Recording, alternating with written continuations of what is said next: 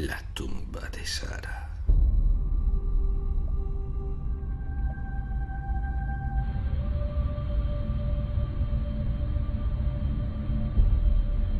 Mi padre fue durante 60 años jefe de una firma de restauradores de iglesias.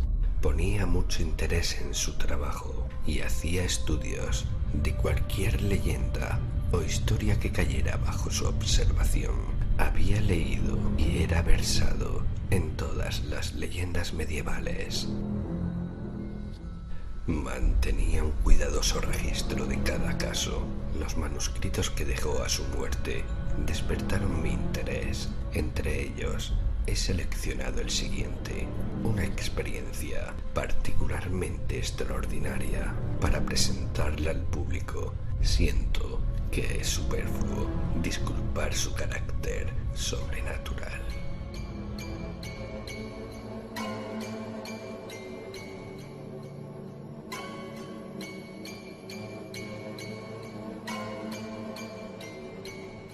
Diario de mi padre, 1841, 17 de junio. Recibí un pedido de mi viejo amigo Peter Grant para restaurar el presbiterio de su iglesia en Howerstone, en los despoblados de West County. 5 de julio. Fuimos a Howerstone con mi capataz, Somers. Un viaje largo y agotador. 7 de julio. Comenzamos el trabajo. La vieja iglesia era de especial interés para el anticuario y debo cuidarme de alterar la estructura existente lo menos posible. Sin embargo, una gran tumba debe ser movida al menos 10 pies al sur. Tiene una curiosa inscripción en latín que lo prohíbe, pero lamentablemente debe ser movida. Se encuentra entre los sepulcros de los Kenyons, una vieja familia de la que ya no quedan descendientes. La inscripción dice: Sara, 1630, por amor a los muertos y el bienestar de los vivos, dejar este sepulcro sin tocar y su ocupante sin molestar hasta la llegada de Cristo, en nombre del Padre, del Hijo y del Espíritu Santo. 8 de julio. Consulté con Grant respecto a la tumba de Sara. Ambos somos reacios a molestarla, pero la tierra se ha hundido y la seguridad de la iglesia está comprometida, de modo que no tenemos opción. Trataremos de hacerlo de la forma más reverente. Grant dice que hay una leyenda sobre la tumba del último de los Kenyons, la malvada condesa Sara, asesinada en 1630.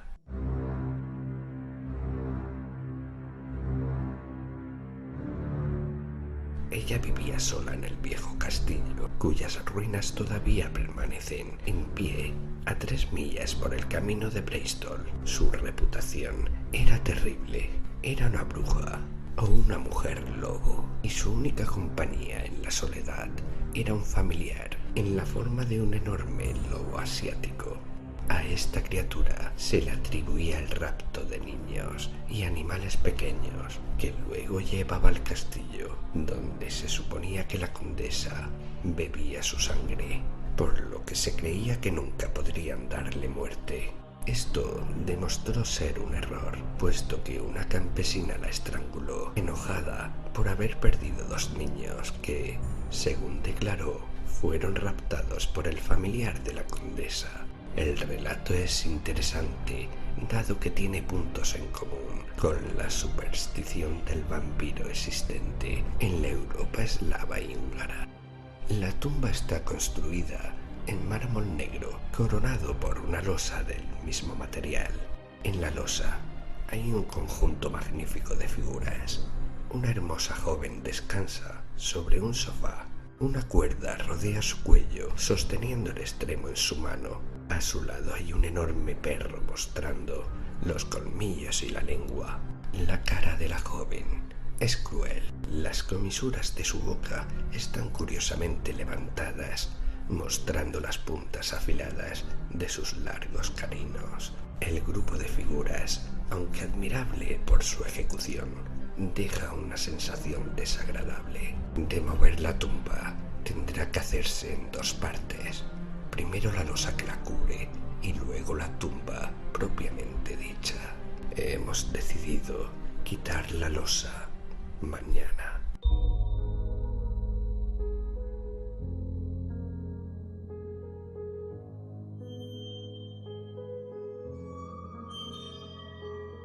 ...9 de julio, 6 de la tarde. Un día muy extraño. Para el mediodía todo estaba listo para quitar la piedra. Luego de que los hombres cenaron, comenzamos con las poleas. Fue fácil levantarla, aunque estaba bien asegurada en su apoyo por algún tipo de mortero o masilla que mantenía el interior perfectamente hermético. Ninguno estaba preparado para el asqueroso aire mohoso que escapó mientras levantábamos la cubierta, y a medida que podíamos ver mejor su contenido, el temor se hacía presente. Allí yacía el cuerpo de una mujer completamente vestida, seca y encogida, con la palidez que produce la desnutrición. Alrededor de su cuello tenía una cuerda floja. A juzgar por las cicatrices, la historia sobre su estrangulación era cierta.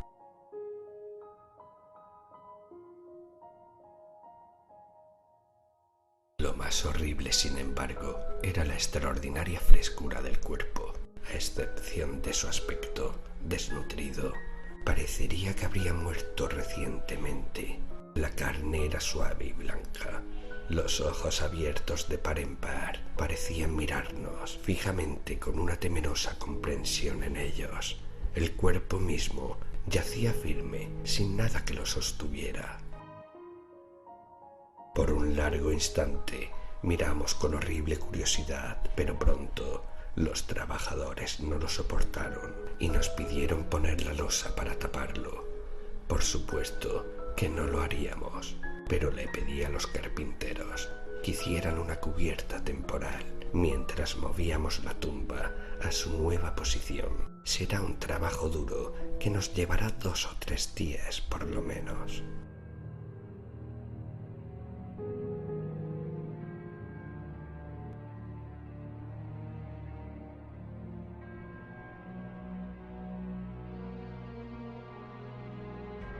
...9 de julio, 9 de la noche. Al crepúsculo nos estremeció el aullido de, aparentemente, cada perro en la aldea. Duró entre 10 y 15 minutos, para luego cesar tan repentinamente como comenzó. Esto y una curiosa niebla que se levantó alrededor de la iglesia me hizo sentir ansioso acerca de la tumba de Sara. Acorde a las tradiciones más difundidas en los países frecuentados por vampiros, el malestar de los perros o lobos al caer el sol se atribuye a la presencia de uno de estos demonios, y la niebla localizada es siempre una señal. El vampiro tiene el poder de producirla en cualquier momento para cubrir sus movimientos. No me atrevo a mencionar mis temores al rector, porque él descree de muchas cosas que yo sé por experiencia, que son altamente probables. Vigilaré hasta la medianoche, por lo menos.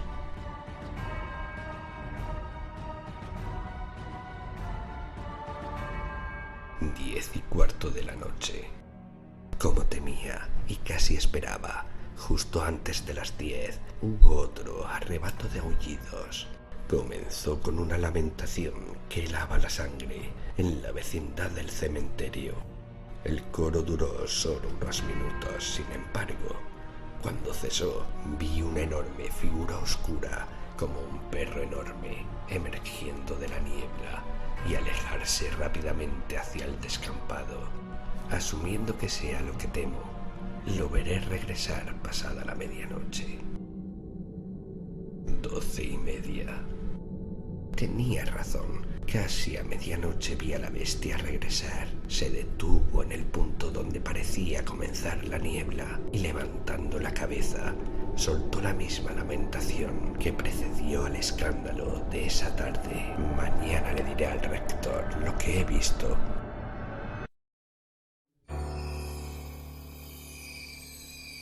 Y si, como espero, oímos de algún establo de la vecindad asaltado, lo invitaré a que observemos juntos a este merodeador nocturno. También examinaré la tumba de Sara, por si puede notar algo sin que yo le dé alguna pista. 10 de julio. Encontré a los trabajadores alarmados por el aullido de los perros. No nos gusta, señor, me dijo uno de ellos. No nos gusta. Hubo algo la última noche que fue maligno. Estuvieron más molestos cuando llegaron noticias de un gran perro que incursionó sobre unas ovejas, dispersándolas y dejando a 3 de ellas muertas con las gargantas destrozadas. Cuando le dije al rector lo que había visto y lo comentado en la aldea, inmediatamente decidió que debíamos atrapar o identificar a la bestia. Por supuesto, dijo, se trata de un perro de la vecindad, porque no sé de ningún animal en los alrededores como el que usted describe. Claro que la luz de la luna puede resultar engañosa. Esta tarde le pedí al rector que me ayudara a levantar la cubierta temporal para la tumba, con la excusa que deseaba obtener una muestra del curioso mortero con que había sido sellada. Después de un rato consintió y levantamos la cubierta. La visión que nuestros ojos captaron me sacudió y aterró a Grant. ¡Por Dios! La mujer está viva. Y así pareció por un momento. El cadáver había perdido su aspecto desnutrido y parecía horriblemente fresco y vivo. Todavía estaba arrugado y encogido, pero sus labios eran firmes con la saludable tonalidad rojiza. Los ojos, si tal cosa era posible, eran más espantosos que antes, con su mirada fija. En la comisura de la boca me pareció verle una espuma levemente oscura, pero no dije nada. Toma tu trozo de mortero y déjanos cerrar la tumba otra vez.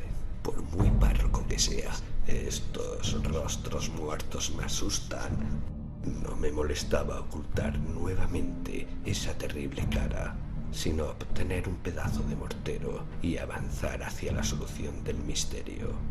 Esta tarde la tumba fue movida varios pies hacia su nueva ubicación, pero pasarán 2 o 3 días antes de estar listos para sustituir la losa. 10:15 p.m. Nuevamente los aullidos al ocaso, la misma niebla envolviendo la iglesia, y a las 10 en punto, la misma bestia que silenciosa se desliza hacia el descampado. Debo conseguir la ayuda del rector y vigilar su regreso, pero debemos tomar precauciones, porque si las cosas son como creo, nos estaremos jugando la vida al aventurarnos de noche para acechar al vampiro. ¿Por qué no admitirlo de una vez? Por la bestia que he visto, no tengo ninguna duda que esa cosa en la tumba es un vampiro, todavía sin fuerzas, gracias al cielo. Después del hambre de casi 2 siglos, al parecer, ella solo puede merodear como lobo. Pero en un día o 2, cuando recupere plenamente sus poderes, esa terrible mujer podrá dejar su refugio con renovada fuerza y belleza.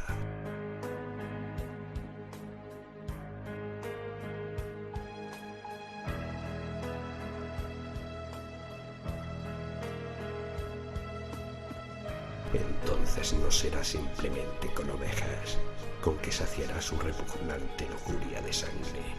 Las víctimas entregarán su sangre sin un murmullo ante su cuidadoso toque. Víctimas que, muriendo en su abrazo asqueroso, se convertirán también en vampiros y volverán cazando a otros.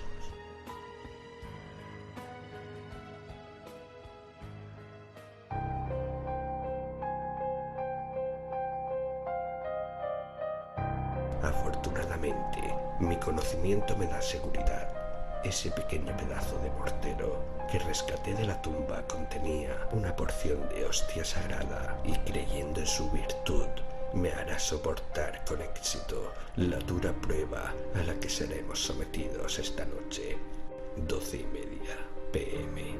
Por el momento, nuestra aventura ha terminado. Regresamos a salvo. Después de escribir la última entrada, salí para encontrar a Grant y decirle que el merodeador estaba vagabundeando otra vez. Pero, Grant, dije, antes de que comencemos esta noche, debo insistir en que me deje actuar a mi manera. Debe prometer ponerse totalmente bajo mis órdenes, sin hacer preguntas. Después de dudar un poco y viendo lo seriamente que me estaba tomando lo que él llamó una cacería de perro, me dio su promesa. Entonces le dije que esa noche debíamos vigilar e intentar seguir a la bestia, pero no interferir con ella. Pienso que, a pesar de sus bromas, lo impresioné con el hecho de que podía haber, después de todo, buenas razones para mis precauciones. Eran pasadas las 11 cuando salimos hacia la quietud de la noche. Nuestra primera intención era penetrar la niebla densa alrededor de la iglesia, pero había algo escalofriante en ella y un olor tan repugnante y aborrecible que ni nuestros nervios ni nuestros estómagos parecían soportarlo. En lugar de eso, nos colocamos a la sombra de un árbol que nos daba una buena vista de la entrada del cementerio. A la medianoche, el aullido de los perros comenzó otra vez y en algunos minutos vimos una enorme figura gris con ojos verdes brillando, pasando rápidamente cerca nuestro.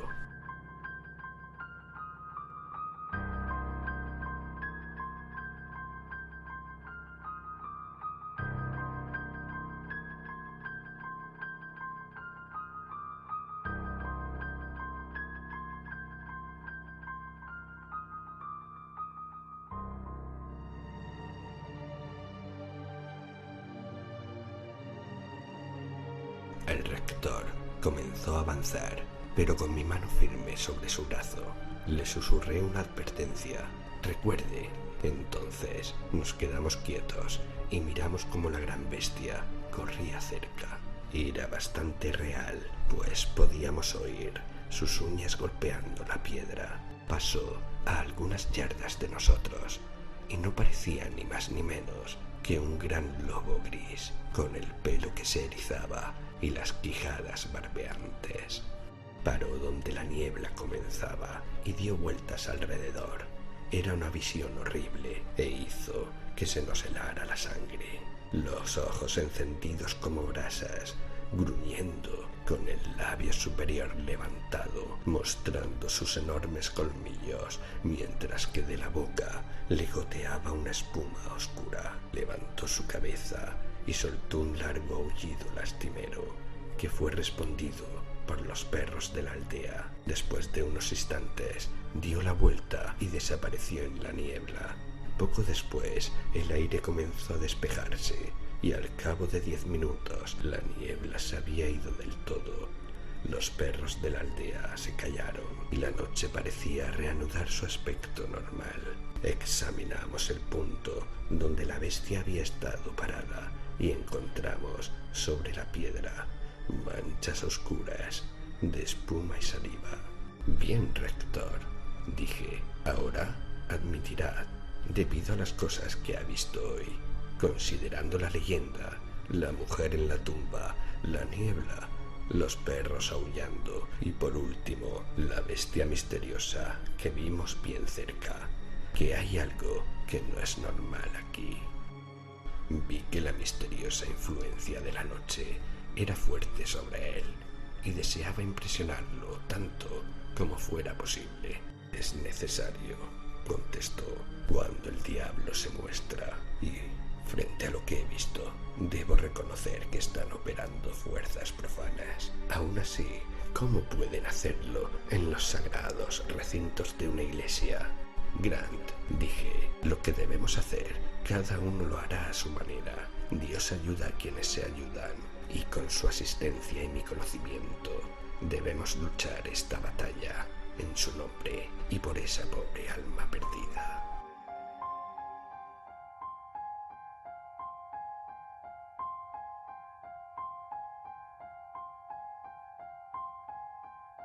Entonces volvimos a la rectoría y a nuestros cuartos, aunque me he sentado para escribir estas líneas mientras la escena está fresca en mi mente.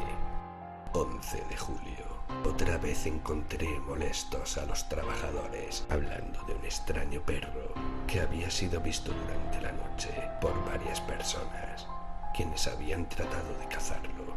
El granjero Stockman, que había estado vigilando sus ovejas, el mismo rebaño que había sido atacado la noche anterior, lo había sorprendido sobre una res muerta y había intentado espantarlo, pero su tamaño y ferocidad le hicieron ir en busca de un arma. Cuando volvió, el animal se había ido, aunque encontró otras 3 ovejas de su rebaño muertas.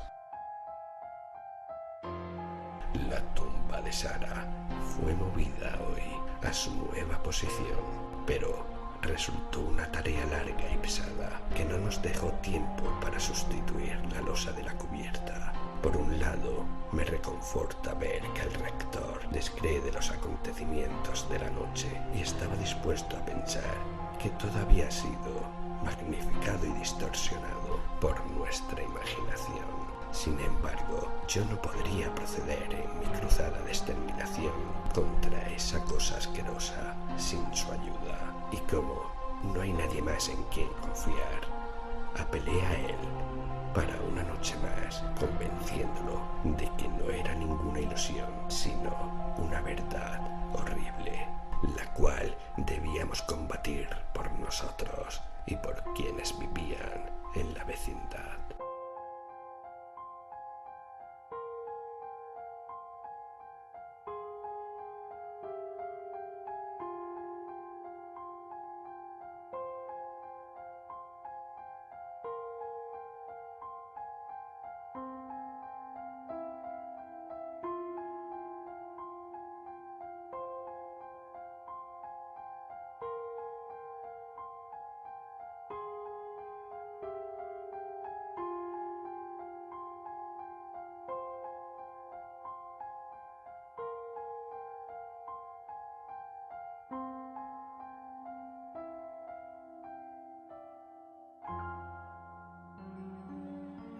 Al levantar la cubierta de madera, una vez más, nos asaltó el hedor espeso de un matadero.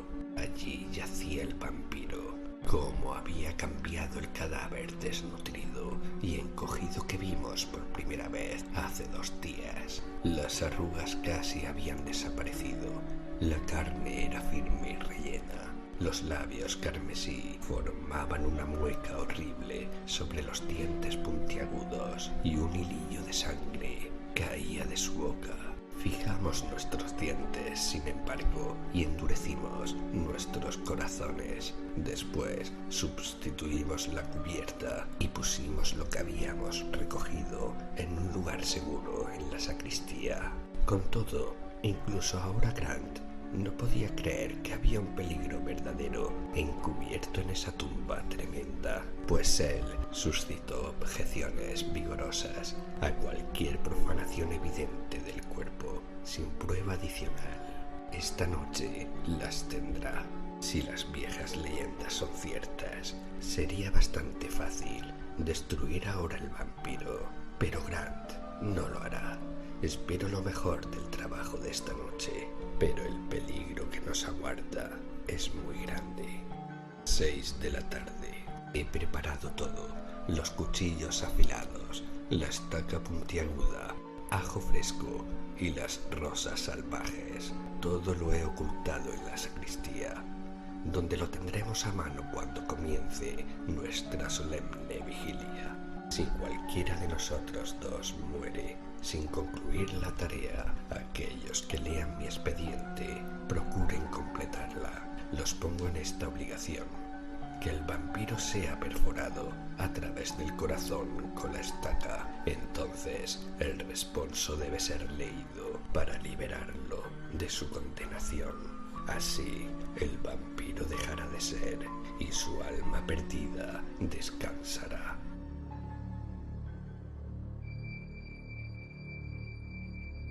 De julio. Todo ha terminado. Después de la noche más terrible, al menos un vampiro dejará de ser problema. Escribo esto sin sensaciones de autosatisfacción personal, sino simplemente con una gran gratitud por los años de estudio que he podido dedicar a este tema especial. Y ahora a mi relato. Momentos antes de la puesta de sol, el rector y yo nos encerramos en la iglesia y tomamos nuestra posición en el púlpito.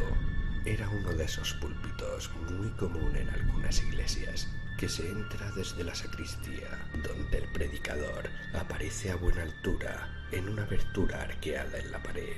Esto nos dio una sensación de seguridad que necesitábamos, una buena vista del interior y acceso directo a los instrumentos que había escondido en la sacristía. El crepúsculo llegó y la luz comenzó a decaer gradualmente. No había hasta ahora muestra de la niebla ni el aullido de los perros. A las 9 en punto, la luna se presentó y su luz pálida inundó gradualmente los pasillos, y aún ninguna señal proveniente de la tumba de Sara. Pasada media hora de las 10, ambos nos sentíamos cansados y comencé a pensar que quizás después de todo no veríamos nada esa noche. Sin embargo, poco después de las 11, observamos una niebla ligera levantándose desde la tumba de Sara. Parecía centellear y chispear a medida que se alzaba en una especie de pilar espiralado. Por todos los cielos, susurró, está tomando forma y, en verdad, en pocos segundos vimos la figura horrorosa de la condesa Sara erguida sobre la tumba. Todavía parecía delgada y ojerosa, y su cara era mortalmente blanca, pero los labios carmesí lucían como una incisión en las pálidas mejillas, y sus ojos se deslumbraron como los carbones rojos en la penumbra de la iglesia. Daba miedo verla caminar, inestable en el pasillo, consecuencia de la debilidad y el agotamiento. Esto era quizás natural, pues su cuerpo debe haber sufrido físicamente tras su largo encarcelamiento. A pesar de las fuerzas diabólicas que lo mantuvieron fresco, la vimos en la puerta y nos preguntábamos qué sucedería, pero no nos presentaría dificultad, porque simplemente se desvaneció. Y ahora a trabajar, porque en su débil estado el vampiro no vagará lejos, por lo que puede volver en cualquier momento y no debe encontrarnos desprevenidos. Bajamos del púlpito y, tomando las rosas y el ajo de la sacristía, procedimos a la tumba. Llegué primero y, quitando la cubierta de madera, grité: «Mire, está vacía». No había nada allí, excepto la impresión del cuerpo en el molde húmedo. Tomé las flores y las puse en un círculo alrededor de la tumba, porque la leyenda nos enseña que los vampiros no pasarán sobre estas flores particulares si pueden evitarlo. Entonces, alejado unos 8 o 10 pies, hice un círculo en el pavimento de piedra, lo bastante grande para que el rector y yo pudiéramos pararnos en él, y dentro del círculo coloqué los instrumentos que había traído de la iglesia.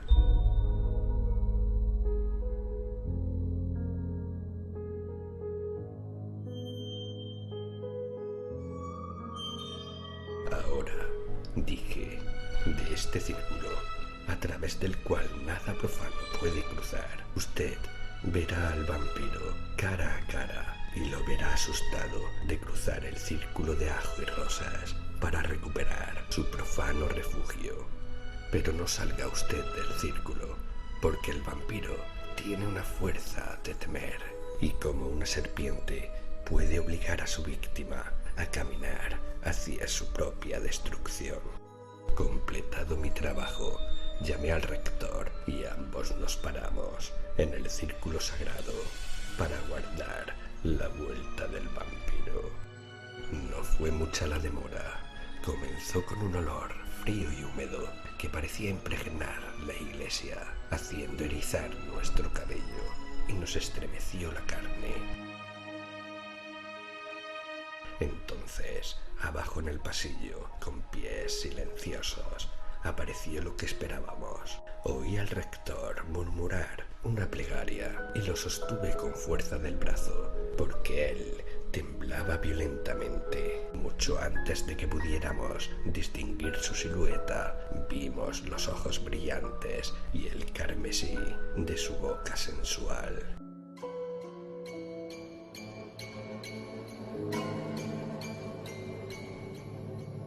Ella fue derecho a su tumba, pero se detuvo al encontrarse con las flores. Rodeó la tumba buscando un lugar para entrar y entonces nos vio. Un espasmo de odio y furia diabólica pasó por su cara, pero desapareció rápidamente y una sonrisa amorosa, más diabólica aún, tomó su lugar. Ella estiró sus brazos hacia nosotros. Entonces vimos que alrededor de su boca había una espuma sangrienta y de debajo de sus labios asomaban dientes puntiagudos. Y habló, una voz suave, cargada de un hechizo que nos afectó a ambos y particularmente al rector. Yo deseaba probar, sin poner en peligro nuestras vidas, la energía del vampiro.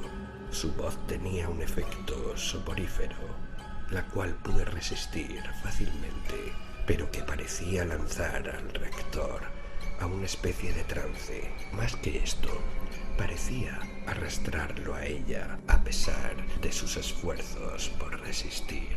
Ven, dijo ella, te daré descanso y paz. Descanso y paz. Descanso y paz. Ella avanzó, pero no mucho, porque observé que el círculo sagrado parecía detenerla. Mi compañero parecía desmoralizado por el hechizo. Él intentó avanzar y al tratar de detenerlo, susurró: Harry, déjame ir. Debo ir. Ella me llama. Ayúdame. Y comenzó a luchar. Era hora de terminar. Grant, grité con voz firme. Él se estremeció y jadeó. ¿Dónde estoy?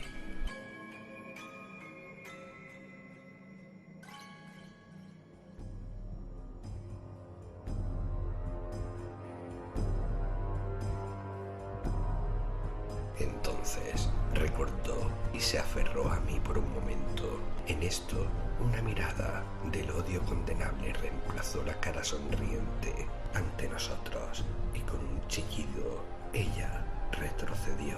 ¡Regresa!, grité. Regresa de nuevo a tu tumba, maldita. No molestarás a nadie en este mundo. Tu final está cerca. Era miedo lo que había ahora en su hermosa cara. Porque era hermosa a pesar de su horror, pues ella se replegó detrás del anillo de flores, temblando. Por último, con un grito lastimero, ella parecía fundirse otra vez en su tumba. Al hacerlo, los primeros destellos del amanecer se encendieron sobre el mundo y supe que todo el peligro había terminado. Tomando a Grant por el brazo, lo arrastré conmigo fuera del círculo y lo llevé a la tumba. Ahí yacía el vampiro, tan inmóvil en su muerte viviente como diabólica. La habíamos visto antes en vida, pero en los ojos permanecía esa expresión de odio y de espantoso miedo. Grant trataba de componerse. Ahora, dije, ayúdame a levantarla de su tumba. Ella no puede dañarnos. Evitando mirarnos, cumplimos la tarea y la pusimos sobre la tierra. Ahora, Dije, lea el responso sobre este pobre cuerpo y liberémosle del infierno que alberga. Con reverencia, el rector leyó las hermosas palabras. Cuando hubo terminado, tomé la estaca y, sin permitirme pensar, la hundí con toda mi fuerza en su corazón. Como si estuviera realmente vivo. Por un momento, el cuerpo se sacudió y pateó convulsivamente, y un chillido desgarrador despertó la iglesia silenciosa. Luego quedó inmóvil. Entonces, otra vez levantamos el cuerpo y, gracias a Dios, nos llegó el consuelo que dice la leyenda. Nunca se niega a quienes tengan que hacer el tremendo trabajo que debimos enfrentar. Sobre el rostro se posó una paz enorme. Los labios perdieron su tonalidad carmesí. Los dientes agudos se hundieron dentro de la boca y por un momento vimos el calmo y pálido rostro de una hermosa mujer que sonreía, dormida. Casi de inmediato, ella se tornó polvo ante nuestros ojos. Nos pusimos a limpiar todo rastro de nuestro trabajo y después fuimos hacia la rectoría. Más agradecidos estuvimos al caminar fuera de la iglesia, sintiendo el atractivo calor de esa mañana de verano. Con esto terminan las notas en el diario de mi padre, aunque hay otra entrada algunos días más adelante. 15 de julio. Desde el 12 todo ha estado tranquilo como de costumbre. Sustituimos y sellamos la cubierta de la tumba de Sara. Esta mañana sorprendió a los trabajadores encontrar que el cuerpo había desaparecido. Una noticia llegó hoy a mis oídos.